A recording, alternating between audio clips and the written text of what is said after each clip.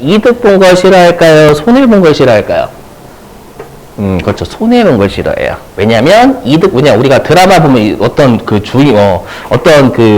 주인공을 사기쳐가지고 이익 보내 저 새끼 쓰레기다 막 이렇게. 맞죠? 하지만 세법은 이익 보면 세금이 올라가잖아요. 맞죠? 어서와 세금은 처음이지 이렇게. 그래서 좋아하고요. 반대로 손해 본 애를 싫어해요. 세금이 주니까. 이해되시겠어요? 그래서 이익은 문제 삼지 않고요. 손해는 문제를 삼으면 보시면 아시겠죠? 저가 매입은 이익이에요, 손해예요? 저 이익이죠. 싸게 샀으니까. 그러니까 원칙은 인정이에요. 맞죠? 근데 예외를 좀 외워주셔야 돼요. 언제냐면은요, 우리가 저가 매입을, 제재하는 동네가 여기에요. 뭐냐면, 특수관계자 뭔지 알고 계시죠? 자, 특수관계자 있는 개인입니다.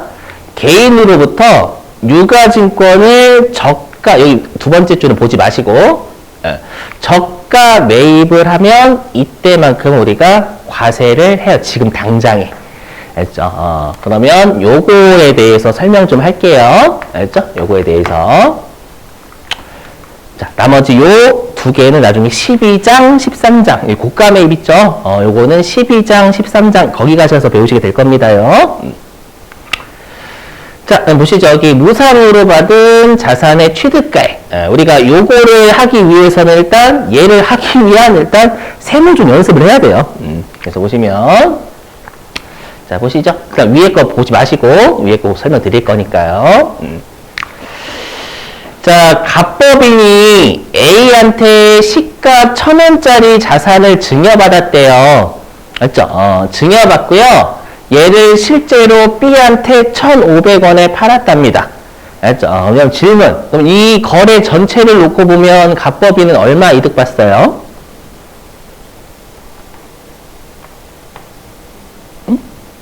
얼마 이득 봤어요? 1,500원, 2,500원.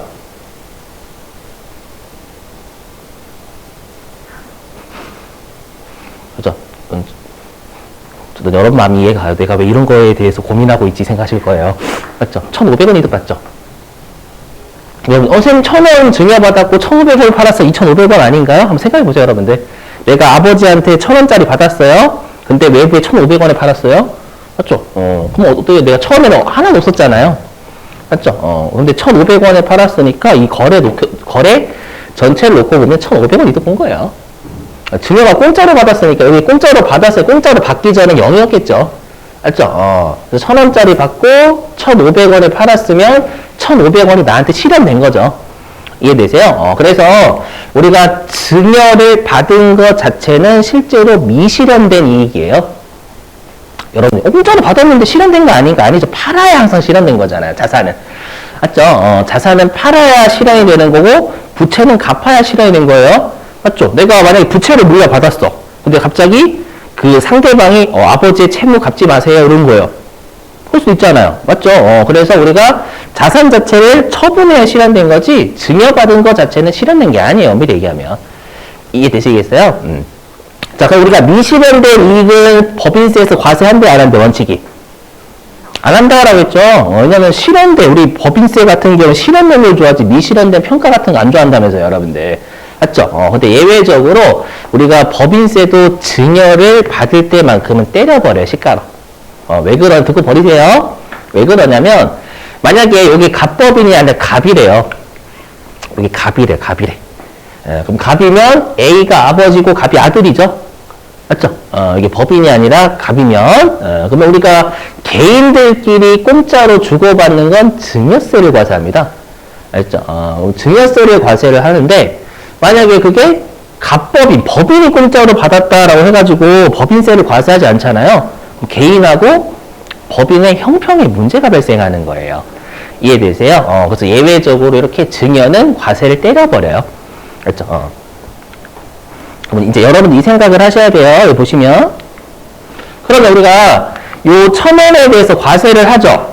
근데 제가 방금 여기다 설명을 드렸지만 이 거래 전체를 놓고 보면 1,500원이 실현된 거니까 당연히 1,500원만 과세가 돼야 되는 거예요.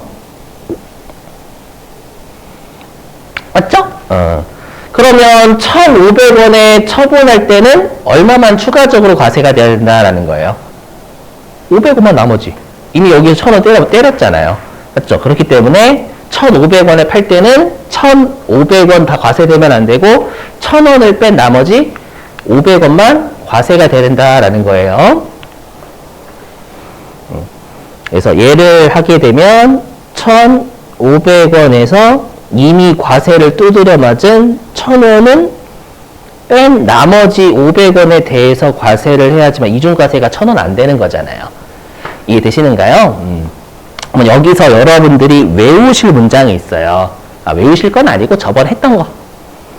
요거처럼 요거 뭐였었냐면 우리가 자산은 미래의 비용. 미래의 비용은 자산은 미래에 없어지면서 비용된다 그거였잖아요. 그러면 반대로 얘기하면 우리가 자산은 미래에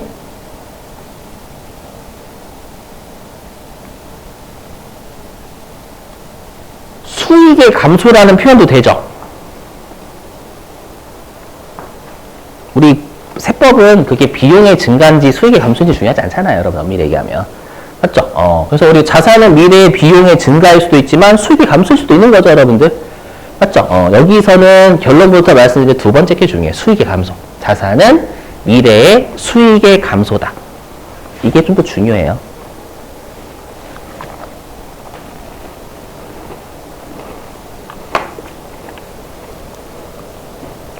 수익을 줄인다라는 거예요.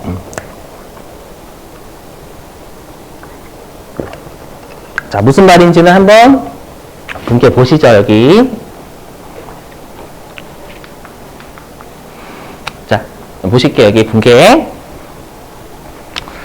자, 그럼 우리가 자산을 공짜로 받았죠? 이때 우리가 수익을 1,000 적잖아요. 근데 만약에 자산을 1,500원에 팔았죠? 1,500원에 팔았어요. 그럼 현금 1,500원 들어올 거 아니에요? 그럼 이때 우리가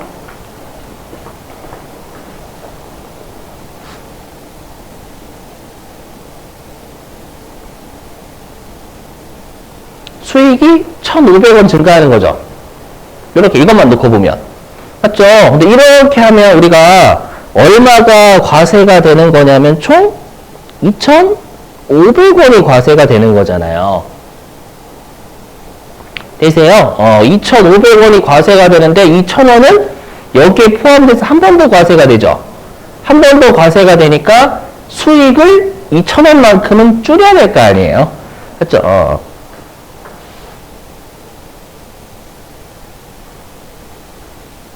수익이 줄는 건 차변이죠. 맞죠? 그럼 아까 했던 자산은 미래에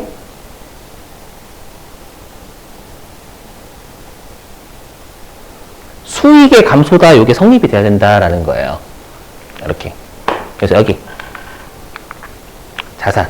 됐죠? 그러니까 이거예요. 우리가 미실현된 이익이 과세가 됐죠. 과세가 되면 그만큼 자산을 더 늘려줘야 돼요. 자산을 더 늘려주잖아요.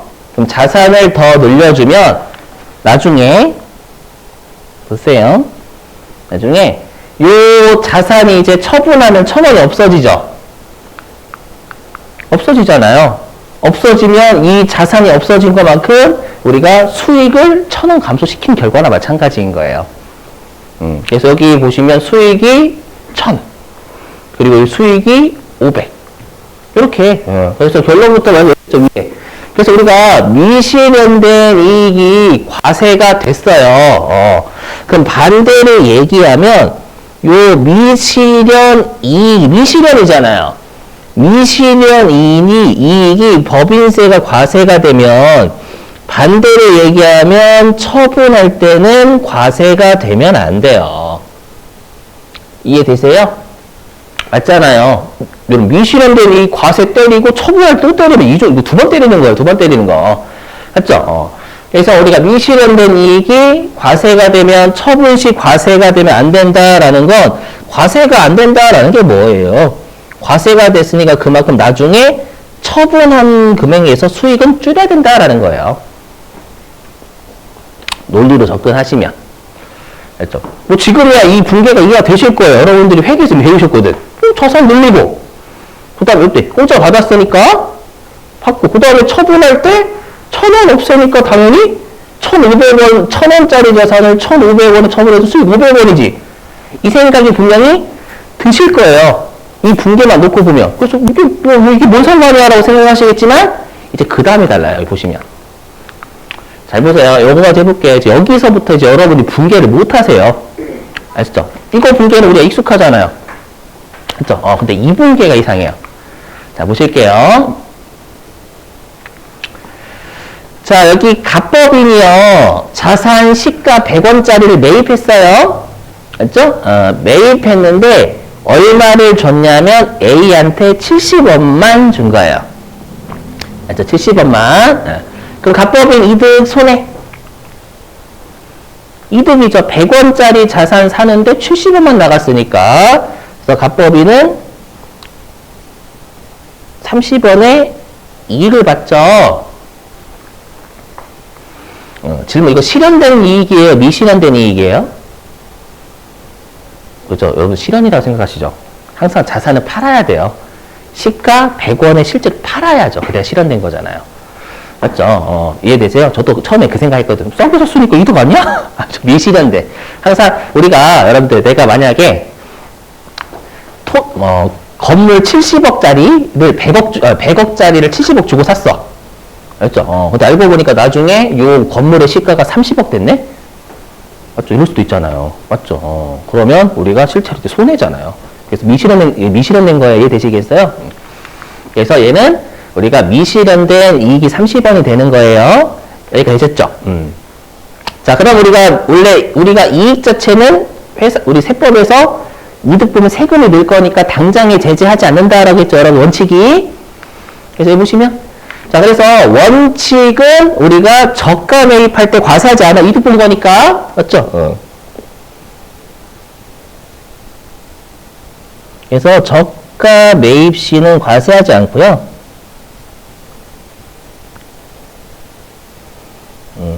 실현됐을 때 과세하는 거. 실현될 때 과세.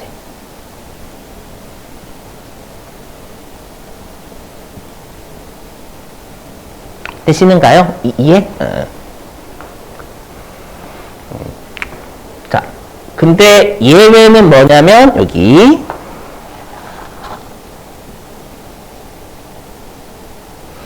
자, 예외는 뭐냐면 우리가 저가 매입 시 과세. 저가 매입 시 과세란 얘기잖아. 일단은 맞죠? 그럼 반대로 얘기하면 저가 매입 시 과세한다라는 건 처분할 때 또 과세요?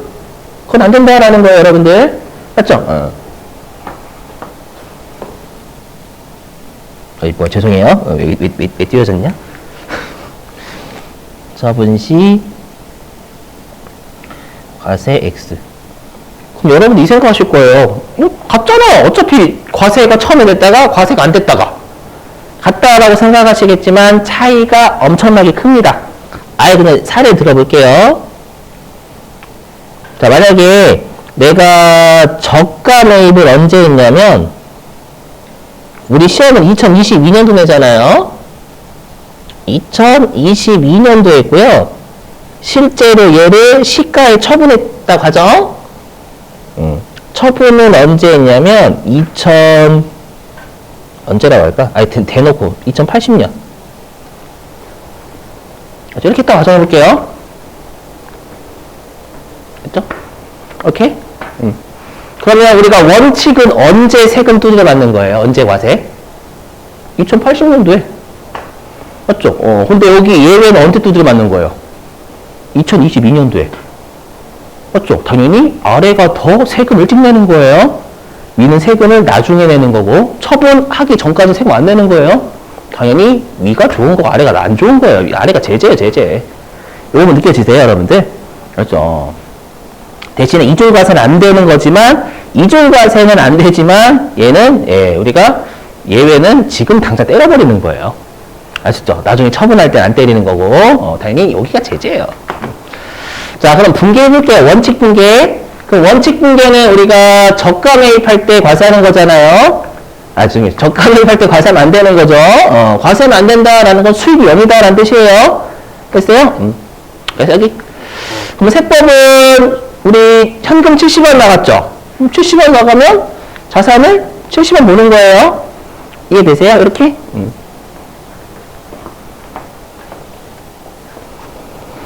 자, 그래서 이제 얘랑 비교하면 얘가 이제 2022년도고요.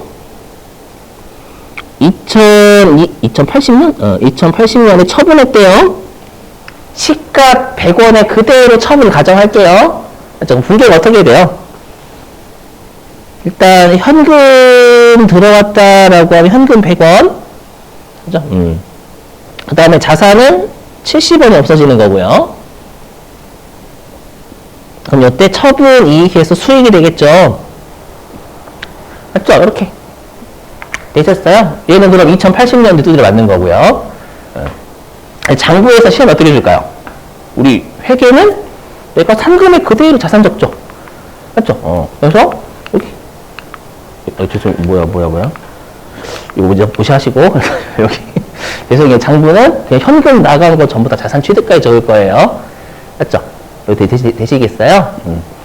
자, 근데 세법이에요. 여기 세법. 자, 세법은 저가 매입시 과세잖아요. 여기 예외는요. 맞죠? 그럼 분계 여기. 요거예요. 자, 현금은 70원 나갔죠? A한테. 맞죠? 나갔는데, 요때 우리가 저가 매입시 과세한다라는 거, 요 30원 요때 수익 때려버리겠다는 얘기잖아요, 여러분들. 그죠? 요때 때리겠다라는 거예요. 이렇게, 분계 이렇게 되는 거 이해되시겠어요? 맞죠? 그럼 처분에 뭐가 와야 되냐라는 거예요. 그럼 보세요. 지금 과세가 됐죠? 당장의 과세가 되면, 나중에는 그만큼 과세가 되면 안 돼요. 그만큼 나중에 처분할 때는 수익이 줄어야 된다고요. 이때 수익이 늘었으니까 나중에는 수익이 줄어야 이중과세가 안 되는 거잖아요. 이해되세요? 그래서 아까 뭐라 그랬어요? 자산은 미래의 수익의 감소로 이어진다. 그럼 나중에 처분할 때는 수익을 줄여야 되죠. 과세가 또 30원 되면 안 되는 거잖아요. 또. 이해되세요? 그래서 여기 차변에 자산 넣는 거예요. 되세요? 요 분계? 그럼 나중에, 보세요. 비교하시면, 그럼 이렇게.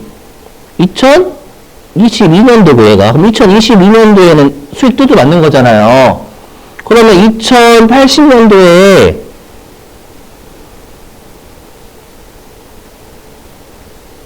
자산이 얼마 없어져요? 장부에 100 기록되어 있으니까 자산은 100이 없어지겠죠.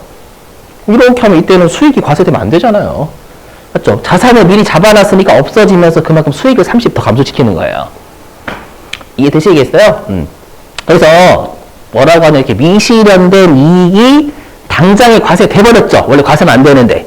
그럼 자산을 그만큼 더 늘려줘야 나중에 그 늘어진 자산만큼 자산이 더 많이 감소하면서 수익이 더 많이 감소하는 거예요. 즉 이중과세를 방지한다라는 거예요. 되셨나요? 그렇게? 한번 고민해 보세요. 처음에는 좀 이해가 잘 안 되실 거예요, 여러분들. 이거 분개해 보시면 되시겠죠? 요거는 2080년도에 수익 30 두드려 맞는 거고, 요거는 지금 저가 매입할 때 두드려 맞으니까 나중에 시가에 팔았을 때 두드려 맞으면 안 되잖아요. 맞죠? 그래서 얘를 제재한다라는 건 세금을 좀 더 빨리 과세하겠다라는 거예요.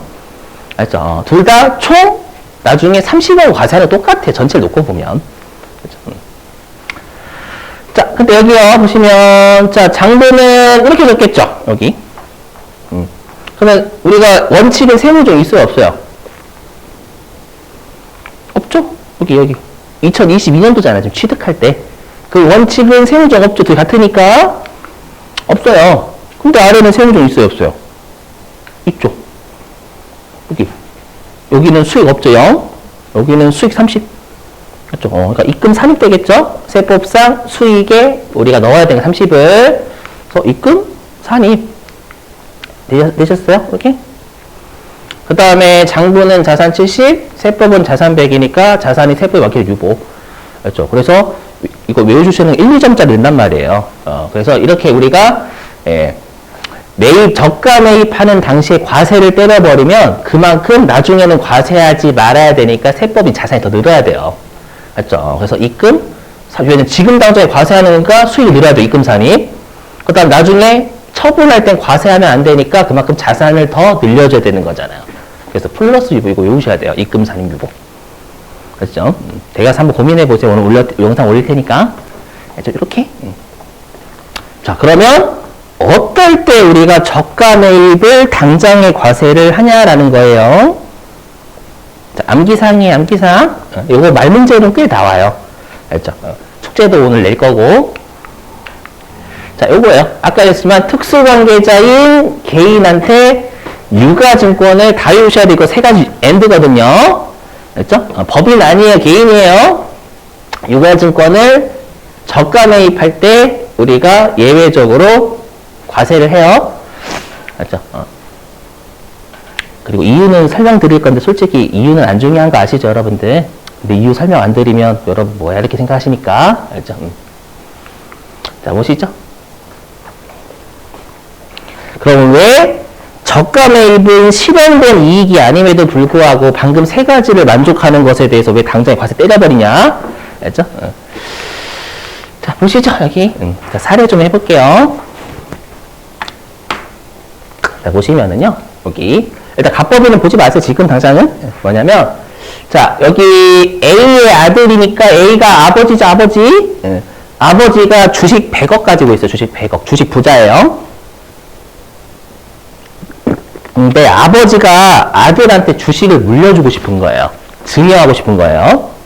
근데 아버지가 만약에 아들한테 다이렉트로 증여를 하잖아요. 그럼 증여세를 맞고요. 증여세가 우리나라가 가끔씩 뉴스 보시면 상속세, 증여세 진짜 많이 내죠, 우리나라. 알죠? 그래서 거의 여러분 상속세가 60%인가? 만약에 그 아버지가 아들한테 다이렉트 주게 되면 이렇게 해가지고. 아무튼, 그래서 우리가 증여세가 최고 세율이 50%거든요. 증여세 최고 세율이 50%이기 때문에 혹시라도 여기 있는 아버지가 아들한테 증여하면 거의 반절이 세금 날라가요.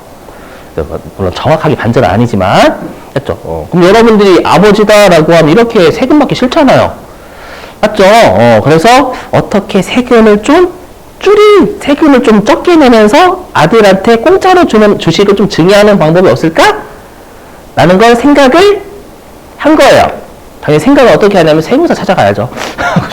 세무사한테 저 아들한테 주식을 좀 증여하고 싶은데 세금을 좀 적게 내는 방법이 없을까요? 라고 했더니 세무사가 그러더래요.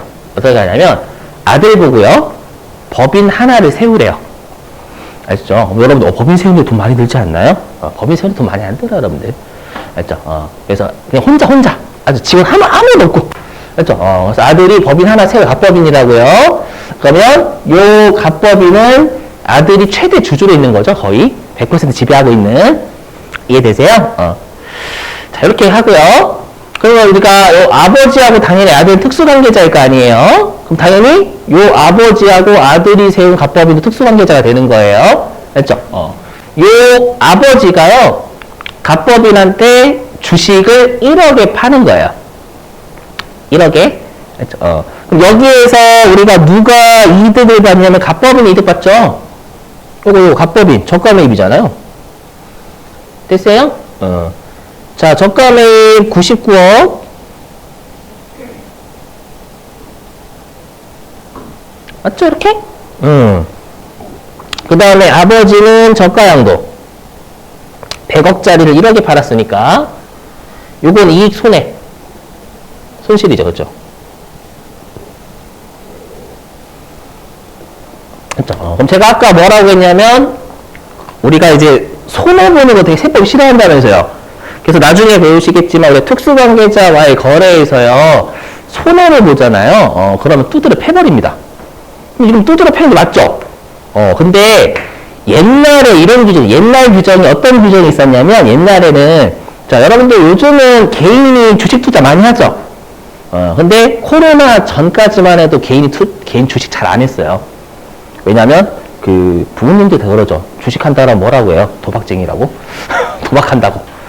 맞죠? 그럼 우리 그러죠. 우리는 회사에 투자하는 거라고 닥치라고. 맞죠? 그렇게 하잖아요. 그죠? 그래서 제가 저번에 이제 저도 주식하거든요. 주식해가지고 하는데 물론 그렇게 도박하지 않고 알죠? 하는데 어머니께서 이제 뭐 그거 듣고 이제 그 누구냐 제가 아는 그 지인 제 2년 후배가 있는데 목 매달아서 죽었대요. 주식하다가 돈 빌리고 사채 끌어쓰고 했다가 망해가지고. 알죠? 그래서 좀 걱정하시더라고, 많이. 그래서 엄마 저는 열심히 공부해서 해요. 이렇게. 그래서 잘 믿으시더라고. 그래서 이제 월급 받으면 엄마한테 얼마씩 붙여라. 돈은 내가 관리하겠다. 이렇게. 그래서 너 남은 걸로 투자해. 남은 걸로 이렇게. 그래서 이제 안전을 세우셨고. 그러다 보니까 지금은 개인의 투자가 활발한데 예전에는 개인이 주식 투자를 잘 안 했단 말이에요. 그러다 보니까 개인의 주식 투자를 활성화시키기 위해서 개인이 주식을 처분하면 그건 과세를 싸게 팔아도 안 했던 거예요. 그걸 악용을 하는 겁니다. 그럼 지금은 법인이 싸게 팔면 과세를 때려버려요. 법인은 어차피 우리가 법인이라는 펀드나 이런 데잖아요. 거기는 원래부터 주식 투자 많이 했어요. 근데 개인의 주식 투자 활성화를 위해서 개인이 주식을 싸게 팔아도 제재 안 했던 거예요. 요 때만. 알았죠? 그럼 제재할 수가 없죠? 되세요? 근데 갑법인도 이득 봤죠? 이득 봤어요. 얘도 제재 못 해요. 맞죠? 근데 어떻게 됐어요? 아들이 최대 주주로 있는 요 갑법인이 주식 99억 가지고, 100억 가지고 있는 거잖아요. 그럼 어떻게 되는 거예요? 이 아들이 간접적으로 주식 100억짜리를 세금 한 푼도 안 내고 소유해버리게 되는 거예요. 그럼 다 이렇게 증여하겠죠? 이해되세요? 그리고 나중에 당연히 이 아들이 이 주식을 100억에 팔면 과세가 되겠지만, 이 아들이 만 2080년도에 팔면. 맞죠? 2022년도에 요 짓을 했는데, 실제로 100억을 언제 팔았냐면, 2080년도에 팔면 늙어서야 과세가 되는 거잖아요. 그럼 얘는 홀로직 하는 거예요.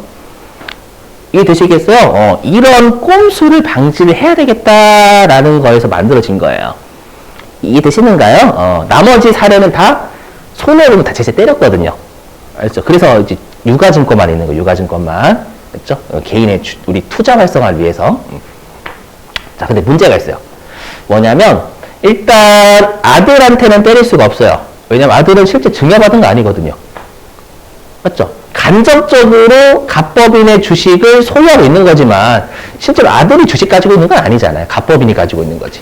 맞죠? 그렇기 때문에 아들은 직접 증여받은 게 아니니까 과세를 못 때리는 거예요. 되세요? 그래서 여기서 못 때리고요. 그 다음에 아버지한테도 못 때려요. 왜냐하면 그때 당시의 법은 개인의 주식 저가 양도는 과세하지 못했거든요. 법이. 그때 미비하다 보니까. 됐죠? 그러면 갑법인도 이득 보니까 세금 못 때릴 거 아니에요. 그럼 어떻게 하면 돼요? 이렇게 증여를 피하는 걸 방지하기 위해서 얘한테 때려버리겠다라는 갑법인한테요. 저 싸게 샀을 때 너 이때 제재하겠다. 증여받은 거랑 다름없지 않냐. 이때 때려버리겠다라는 거예요. 법인세를요. 이해되세요? 그래서 99억 싸게 산 걸 바로 과세해버리는 거예요. 맞죠? 그럼 분계 잘 보세요. 이 분계가 시험에 나오는 거예요. 자, 갑법인 분계할게요. 갑법인.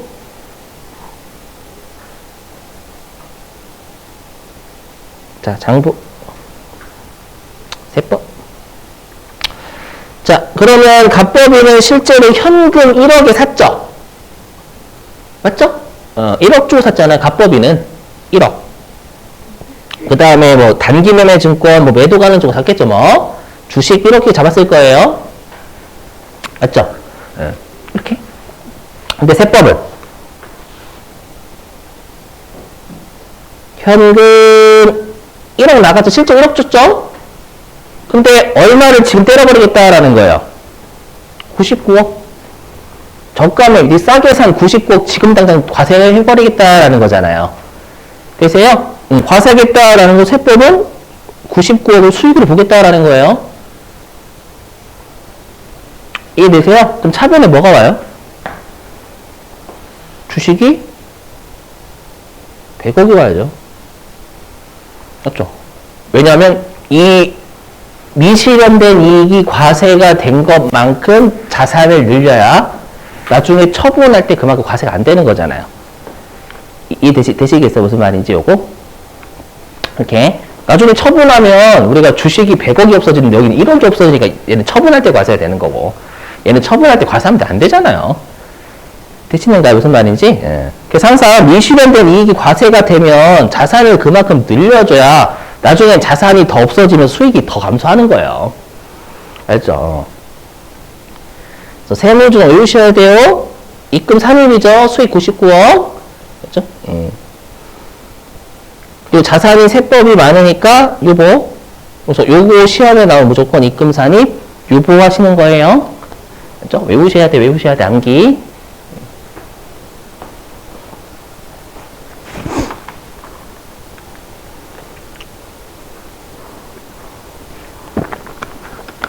이게 자산을 수익이 는 것만큼 자산을 잡아야 된다라는 게 요게 이해가 안 되시는 거예요. 다 이중과세 방지하기 위해서 그러는 거예요.